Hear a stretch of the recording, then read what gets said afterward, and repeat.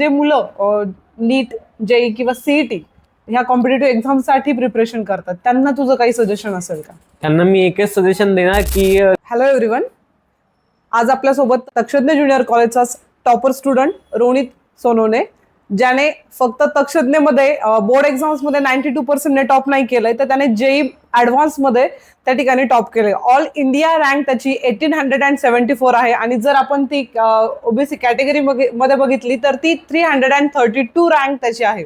So first of all Ronit, तुझं मनापासून अभिनंदन की तू इतकं छान तुझी रँक त्या ठिकाणी आली आहे. तर आम्हाला आज खरंच जाणून घ्यायला आवडेल की तुझा हा प्रवास कसा होता. सपोज आज तुला तुझं ड्रीम त्या ठिकाणी अचीव झाल्यासारखं नक्कीच वाटत असणार आहे. तर तुझ्या ड्रीम बद्दल काय सांगशील तू, की तुझी ड्रीम काय होती नेमकं? मॅम, माझी जी ड्रीम होती ती 8th स्टँडर्डपासून त्याचं स्टार्ट झाली. 8th स्टँडर्डमध्ये माझा लॉकडाऊन होता, त्यामुळे मी भरपूर गोष्टी घरी एक्सप्लोअर करू शकत होतो. त्यामुळे मग मला कोडिंगशी रिलेटेड किंवा किंवा काय बोलतो टेक्सशी रिलेटेड खूप क्युरिओसिटी निर्माण झाली. त्यानंतर मग मला कोणी सजेस्ट केलं की तू CS ब्रांचमध्ये इंजिनिअरिंग कर, मग तुला तर खूप काही शिकायला भेटेल. त्यानंतर मग मला 9thमध्ये आल्यावर कळालं की इंजिनिअरिंग बेस्ट ही IITsमध्ये होती. मग त्यामुळे मग मी ची प्रिपरेशनसाठी स्टार्ट केली 9thमध्ये. अँड माझा मेन एम हाच होता की मला CS मध्ये चांगली ब्रांच हवी आहे आणि त्यामध्ये फर्दर रिसर्च करायची आहे. ओके. आणि तिथनं तुझी ही जर्नी त्या ठिकाणी स्टार्ट झाली आहे. तर मग त्यानंतर तू आफ्टर 10th त्यानंतर कसं प्रिपरेशन केलंस? मॅम, आफ्टर 10th मी इकडे पुण्याला शिफ्ट झालो अँड मी हॉस्टेलवर होतो 2 years. त्यानंतर मग मी कोचिंगला डेली वगैरे जायचो अँड जे काही प्रॉब्लेम सॉल्विंग वगैरे जे पण काही स्टडी रिलेटेड होतं ते सर्व करायचो. टीचर्सने जे काही सांगितलं त्यांना ट्रस्ट करून वगैरे. त्यानंतर हे पण होतं की 12thमध्ये माझ्याशी रिलेटेड एक ट्रॅजेडी झाली. 12thमध्ये मला फार जास्ती सपोर्ट नाही भेटला माझ्या कोचिंगकडून. बिकॉज द थिंग इज की माझे जी कोचिंग होती ती फॉर सम रिझन, इंटरनल काही रिझन्समुळे ती बंद पडली. त्यामुळे मला 12thच्या फर्स्ट क्वार्टरमध्ये घरी यावं लागलं. त्यानंतर मग घरी येऊन मी ऑनलाईन यूट्यूबवरून प्रिपरेशन केली. सो मी त्यामुळे मला सगळं डिमोटिवेटेड होतो की अरे आपण तर घरी बसून करतोय, आपल्याला तर असिस्टन्स पण नाही आहे कोचिंगचा. तो एक स्ट्रगलवाला पिरियड होता माझ्यासाठी. त्यानंतर मग तरी पण मी घरी बसून हार्डवर्क वगैरे चालू ठेवला अँड मला एक्सपेक्टेड नव्हतं, बट माझी रँक छान आली अँड माझा गोल कम्प्लीट झाला. मग तुला असा पॉइंट आला का तुझ्या लाईफमध्ये की तुला वाटलं की आता कोचिंग पण नाहीये, प्रॉपर गायडन्स कुणाचं नाहीये, तर मग तुला कोणत्या पॉइंटने पुन्हा मोटिवेट झाला तू आणि पुन्हा तू स्टडीकडे वळाला? कारण की मी बघितलंय मुलं डिप्रेस झाले की लवकर त्या डिप्रेशन मधनं बाहेर येणं त्यांना पॉसिबल होत नाही. सो तू ती फेज तुझी कशी ओव्हरकम केलीस? राईट मॅम, मोटिवेशन फार इम्पॉर्टंट टॉपिक असतो. आता माझ्यासाठी तर माझे सगळ्यात मोठे मोटिवेशन माझे मॉम डॅड होते. असं वाटत होतं की लाईक आपण घरी आलोय, आपण जर सगळं सोडून दिलं, पण मॉम डॅड एवढे कष्ट करताय तर आपण असं बसून आपल्याला गिल्टी फील होतं की मॉम डॅड जे एवढे कष्ट करताय तर आपण आपल्याला काय नाही.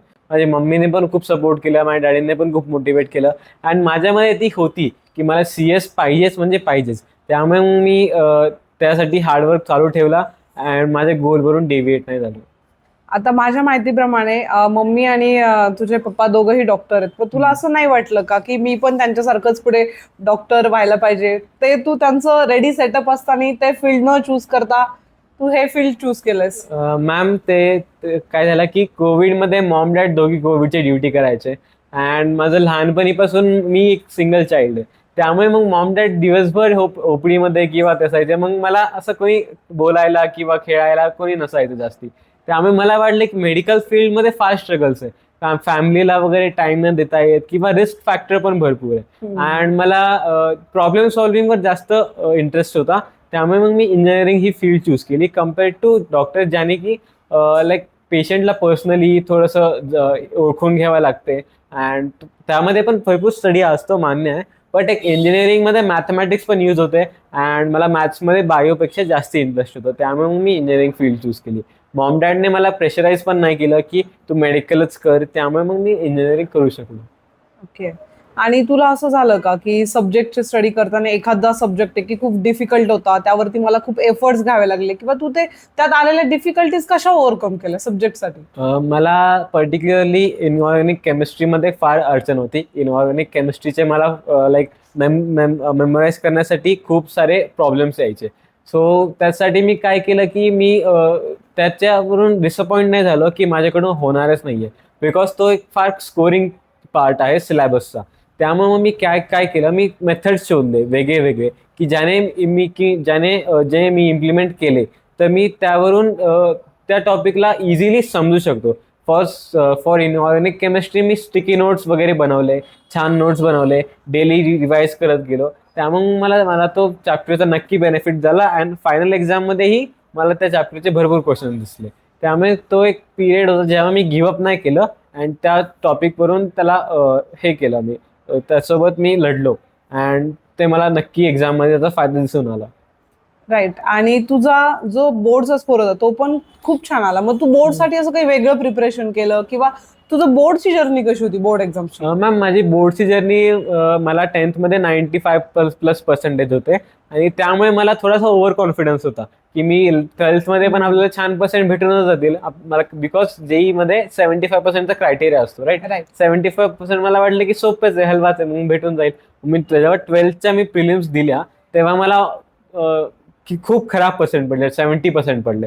त्यानंतर मग मला रिअलाइज झालं की अरे बोर्डचा पण अभ्यास करावा लागेल अँड बोर्डचा पण चांगलं इम्प्रूव्ह करावं लागेल. त्यानंतर मग मी टीचर्सकडून गाईड केलं. तक्षणने टीचर्सच्या सगळ्या स्टाफने मला खूप सारे सपोर्ट केलं, सरांनी वगैरे सांगितलं मला की प्रिलिम्समध्ये माझे कुठे चुकी झाली, काय चुकी झाली. त्यामुळे मला प्रिलिम्स देणं खूप फायदेशीर ठरलं. त्यानंतर मग मी प्रिलिम्समध्ये जे चुकी वगैरे झाली त्यावर मी इम्प्रूव्ह केलं, रिसर्च केली की काय टॉपिक्स लिहायचे वगैरे, काय नाही, काय इम्पॉर्टंट आहे काय नाही. त्यानंतर मी 1 महिना ऑलमोस्ट बोर्डचा अभ्यास केला अँड डेडिकेटेडली अभ्यास केला, त्याला लाईटली नाही घेतलं. त्यामुळे माझा स्कोर 70% थ्रू 92% वर गेला. तुझी जर्नी ती पण खरंच खूप अप्रिशिएबल होती की 70% टू 92% पूर्ण राहुरी तालुक्यामध्ये तू फर्स्ट आला 12th मध्ये. तर खरंच ते खूप अप्रिशिएबल आहे. तो एक जर्नी एक महिन्याची नव्हती, ते माझ्यामध्ये हार्डवर्क करायची कॅपॅसिटी आधीपासून बिल्ट इन होती. त्यामुळे मला 1 महिना हार्डवर्क करण्यासाठी जास्ती पुश वगैरे किंवा जास्ती एफर्ट्स नाही लागले, बिकॉज माझ्यामध्ये ती सवय होती ऑलरेडी की हार्डवर्क करायचंय आणि आपल्याला 75%च्या वर पाडायचं. तर ते फॉर्च्युनेटली खूप चांगले येऊन गेले आणि मला एवढे एक्सपेक्टेड पण नव्हते, बट छान झालं. एकदम खरंच तुझा तो स्कोर पण खूप छान होता. तसं तुझं आणखी आता फ्युचरमध्ये तुझी ड्रीम ब्रांच तुला मिळाल्यानंतर फर्दर तुझं अजून काही आहे का, तुला अचीव्ह करायचं आहे आणखी काही? मला मॅम लाईक माझी ड्रीम ब्रांचमध्ये मला फक्त बीटेक करून नाही थांबायचं आहे. मला फर्दर हायर एज्युकेशन पण परस्यू करायचं आहे, PhD वगैरे ivy league universities through. And त्यामध्ये मला रिसर्च पण करायची आहे अँड माझ्या फील्डमध्ये ज्या पण फील्डमध्ये मी जाईल मला त्यामध्ये माझा बेस्ट द्यायचं आहे.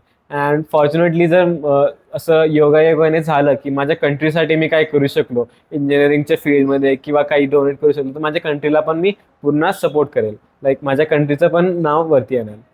खूप छान. कारण की असं विचार करणारे स्टुडंट खूप कमी असतात की स्वतःपेक्षा दुसऱ्यांसाठी किंवा कंट्रीसाठी काहीतरी आपण बेनिफिट आपला झाला पाहिजे असं काहीतरी काम करायचं. खूपच छान. आणि आता जे मुलं नीट, जेई किंवा CET ह्या कॉम्पिटेटिव्ह एक्झामसाठी प्रिपरेशन करतात त्यांना तुझं काही सजेशन असेल का?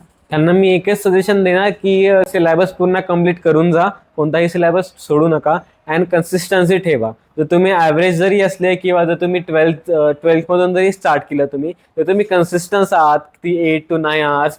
सिलेक्शन तुमचं कोणीच नाही थांबवू शकत अँड तुमचं सिलेक्शन पक्क आहे. त्यामुळे कन्सिस्टन्सी हे फार इम्पॉर्टंट गोष्ट आहे अँड कन्सिस्टंट ठेवायला तुम्हाला इंटरनल मोटिवेटिंग फॅक्टर पण हवा पाहिजे. तुम्हाला मोटिवेटिंग फॅक्टर वेगळा वेगळा असू शकतो, बट एक मोटिवेटिंग फॅक्टर ठेवा आणि त्याच्या थ्रू तुम्ही तुमची जर्नी हे करा, त्याच्या साईडने तुम्ही कंटिन्यू करा जर्नी.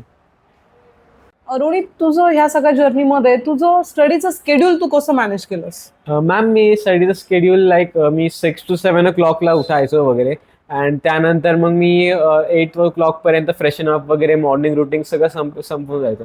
मग मी 8 o'clock to 3 o'clock जेव्हा माझे क्लासेस असायचे मी स्टडी करायचो with 1 hour break for lunch. त्यामध्ये मी लंच वगैरे करताना पण मी लेक्चर्स वगैरे बघायचो किंवा नोट्स वगैरे रिवाईज करायचो. आणि त्यानंतर मग 3 o'clock मी हे केलं, जेव्हा मी 3 o'clock लेक्चरमध्ये गेलो तेव्हा पण मी लेक्चर चालू असताना पण टीचर्सकडे पूर्ण लक्ष द्यायचो, कन्सेप्ट वगैरे आहे ते सगळे समजून घ्यायचो. अँड आमचे 8 o'clock पर्यंत लेक्चर्स होते. 8 o'clock नंतर मग मी हे डिनरला जायचो त्या 9 o'clock पर्यंत आणि 9 to 12 मी परत स्टडी करायचो. Total me 6 to 7 hours, 12 to 6 to 7 sleep घ्यायचो. तो माझा डेली स्केड्यूल हा होता आणि ऑलमोस्ट हा फिक्स होता. स्लाइट व्हेरिएशन वगैरे व्हायचं, बट भरपूर दिवस माझे खूप व्हेरिएशन नाही झालं आणि मिनिमम व्हेरिएशन झालं. म्हणजे तू ह्या रुटीन मधनं कधी सुट्टी घेतलीच नाही? नाही घेतली. ओके, म्हणजे तुझी कन्सिस्टन्सी असल्यामुळं हो. खरं आपण म्हणतो तर ते पण इम्पॉर्टंट आहे की कन्सिस्टन्सी असेल, हार्डवर्क असेल कंटिन्यू, तर तुम्हाला यश त्या ठिकाणी नक्की मिळतं. राईट, आणि ते तू प्रूव्ह करून दाखवलंस. रोनित, खूप छान वाटलं आज तुझे एक्सपिरियन्स ऐकून. नक्कीच जी मुलं तुला उद्या बघतील तर नक्कीच तुझ्याकडनं काहीतरी मोटिवेशन घेतील की आपलाच एक स्टुडंट पुढे जातोय, IIT पर्यंत जातोय, तर आज आपणही त्यासाठी लागणारे एफर्ट्स त्या ठिकाणी घेतले पाहिजेत. हे नक्की मुलांना मोटिवेशन मिळेल. थँक्यू सो मच रोनित, तू आम्हाला Thank you, टाइम ma'am. दिला. थँक्यू.